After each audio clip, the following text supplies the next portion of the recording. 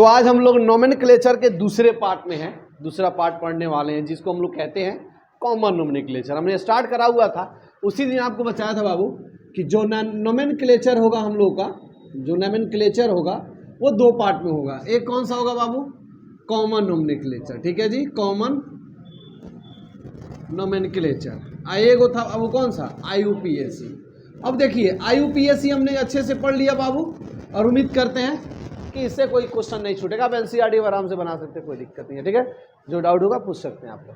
अब आते हैं कॉमन नोमेनक्लेचर में। तो थोड़ी सी बात हम बता दें बाबू, नोमेनक्लेचर में ऑब्वियस सी बात है, नाम लिखते हैं हम लोग हाइड्रोकार्बन का। कॉमन और IUPAC में ये है कि कॉमन नोमेनक्लेचर एक पुरानी पद्धति है, ओल्ड मेथड है, जिसके अंदर बाबू हर एक एटम का नाम हम नहीं लिख सकते हैं, हर एक हाइड्रोकार्बन का नाम नहीं लिख सकते हैं।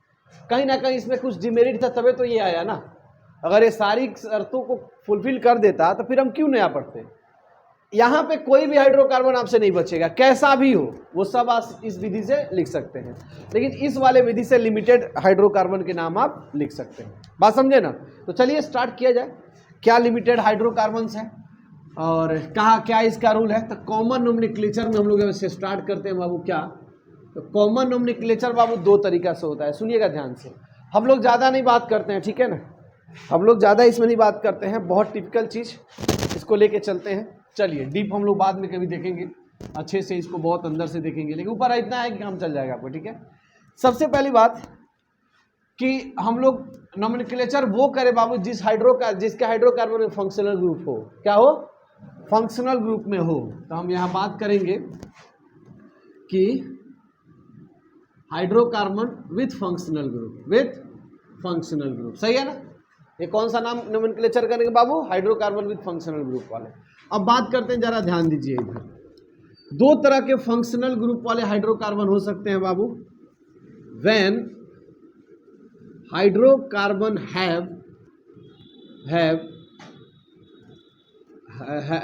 हाइड्रोकार्बन हैव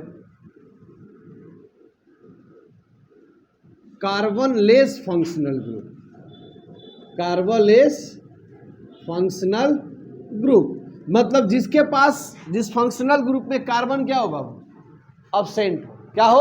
अब्सेंट हो। जैसे देखिए फंक्शनल ग्रुप OH, इसमें कार्बन है क्या? नहीं ना है। बात समझ में आ रहा है? SH है क्या इसमें? NH2 है क्या? बात समझ में आ रहा है ना? तो इसका हम लोग नोमेनक्लेचर करेंगे। दूसरा करेंगे बाबू हम लोग कब? कि व्हेन हाइड्रोकार्बन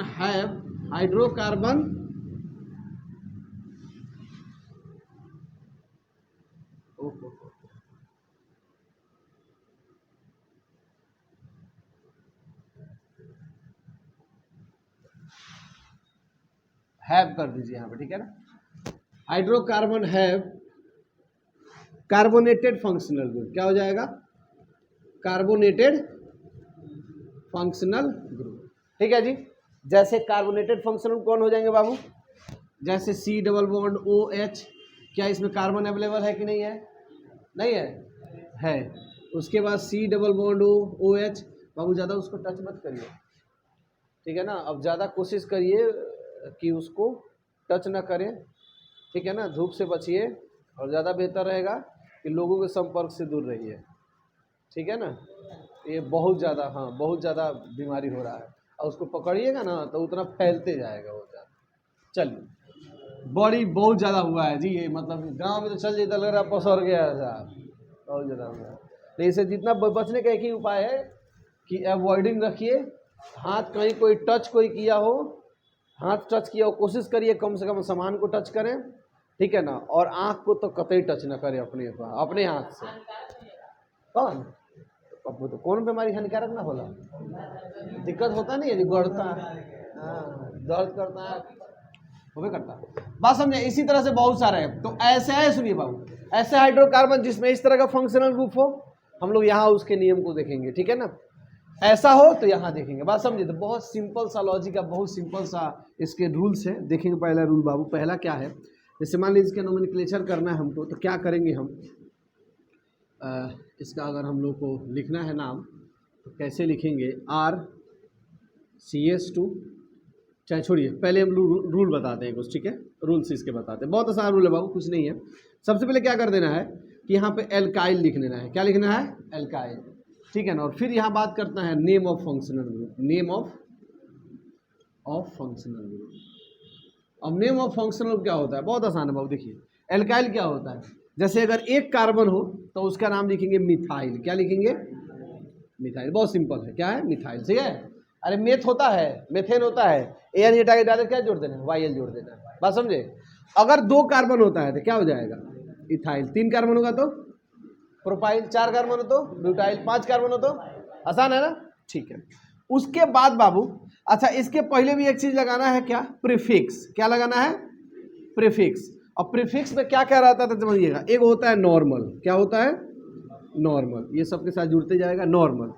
उसके बाद क्या होता है, आइसो, बहुत बढ़िया, क्या होता है, आइसो। उसके बाद बाबू नियो, वेल डन। उसके बाद 4th नंबर में सेकेंडरी, क्या होता है, सेकेंडरी। और 5th नंबर में क्या होता है, 4th होगा, 5th होगा ना, ठीक है, 1 2 3 4, ठीक तो है, टर्शियरी, क्या हो जाएगा, टर्शियरी, ठीक है ना, ये हो जाएगा। अब इसके साथ इसको जोड़ेंगे हम लोग, किसको, एक कार्बन हो तो मिथाइल, 2 कार्बन हो तो इथाइल, 3 हो तो प्रोपाइल, 4 हो तो ब्यूटाइल, इस तरह से, ठीक है ना। उसके बाद हम नेम ऑफ फंक्शन, जैसे मान लीजिए यहाँ पे Cl है, इसमें कोई कार्बन है जी, सी है, कार्बन नहीं है, क्लोरीन है, क्या होता है ना, समझे। इसका नाम क्या लिखेंगे, क्लोराइड, क्या लिखेंगे, क्लोराइड, बात समझ में आ रहा है ना, क्लोराइड। Br है तो क्या लिखेंगे, ब्रोमाइड, क्या लिखेंगे, ब्रोमाइड, बहुत बढ़िया। उसके बाद आई हो तो क्या लिखेंगे, आयोडाइड, क्या लिखेंगे, आयोडाइड, क्लियर है मेरे बाबू। उसके बाद बोलिए, अगर मान लीजिए यहाँ पे फ्लोरीन हो जाए तो क्या हो जाएगा, फ्लोराइड, फ्लोराइड, बहुत बढ़िया। अच्छा उसी तरह से अगर OH हो जाए तो क्या लिखेंगे हम लोग, अल्कोहल, क्या लिखेंगे, अल्कोहल, इधर लिख दें। और भी देखिए, और मान लीजिए अगर आ जाएगा, अगर मान लीजिए आपका आ जाता है SH, क्या आ जाए तो क्या लिखेंगे इसका, थायो अल्कोहल, क्या लिखेंगे, थायो अल्कोहल, समझ में आया। अगर बाबू NH2 आ जाए तो क्या लिखेंगे इसका नाम, एमाइन, क्या लिखेंगे, एमाइन, क्लियर है।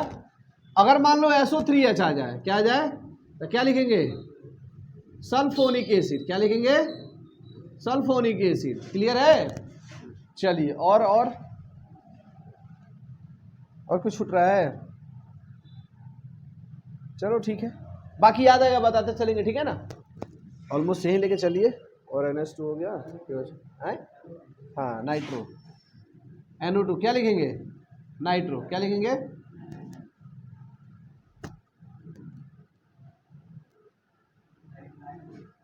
नाइट्राइट, क्या होगा, नाइट्राइट, ठीक है ना, बस लिख लीजिए।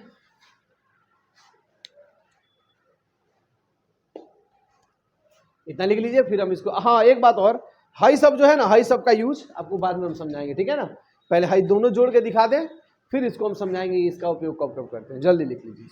जैसे मान लीजिए क्वेश्चन आ गया, CH3OH आ गया, क्या आ गया, CH3OH। अब बताइए कितने कार्बन है बाबू यहाँ पे, 3, एक हाइड्रोजन है, सॉरी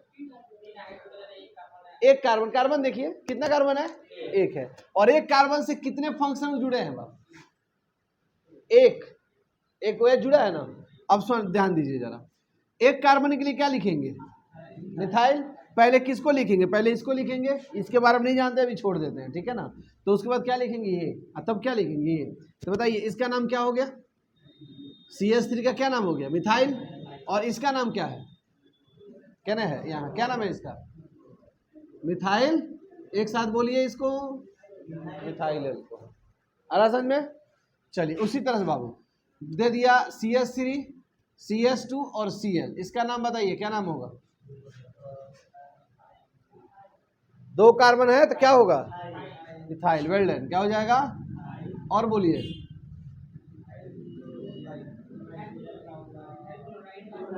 वेरी गुड, क्या हो जाएगा, इथाइल क्लोराइड, समझे।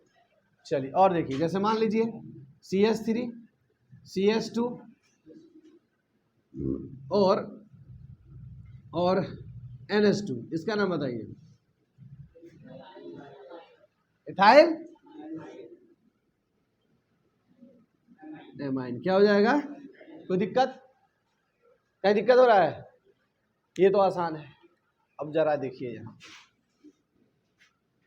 CH3 CH2 CH2 और इसका नाम बताइए तो बाबू मेरा क्या होगा? क्या होगा? प्रोपाइल। बहुत बढ़िया, आयोडाइड। कोई दिक्कत बाबू मेरे? नहीं ना? चलिए ऊपर देखिए CH3 CH CH3I, इसका नाम बताइए भाई। होगा क्या? दोनों सेम है? सेम? सेम नहीं है लेकिन नाम क्या आ रहा है? सेम आ रहा है, तो मामला तो गड़बड़ है कुछ। बात समझे नहीं समझे? तो इसी मामला को सॉल्व करने के लिए किसको पढ़ते हैं हम लोग? प्रीफिक्स को पढ़ते हैं। आई बात समझ में ना? क्या होगा छोड़िए वो, ठीक है ना। ऐसे तो होने के लिए इसका हो जाएगा आइसो। क्या हो जाएगा? Iso propyl iodide. बात समझे? लेकिन कैसे आइसो लगेगा, क्या नियो लगेगा, कब सेकेंडरी लगेगा, कब टर्शियरी लगेगा, कब नॉर्मल लगेगा, बात समझे? तो इन सब चीज़ों को हम लोग समझते हैं। बात समझ में आ गया आप लोग को? ये कब यूज करेंगे वो प्रीफिक्स का? जब हम लोगों को हाइड्रोकार्बन की डिफरेंट स्ट्रक्चर प्राप्त होने लगे, मिलने लगे, तो हम लोग क्या करेंगे? इसका यूज करेंगे। तो काम करते हैं, डायरेक्ट लिख लेते क्या बाबू?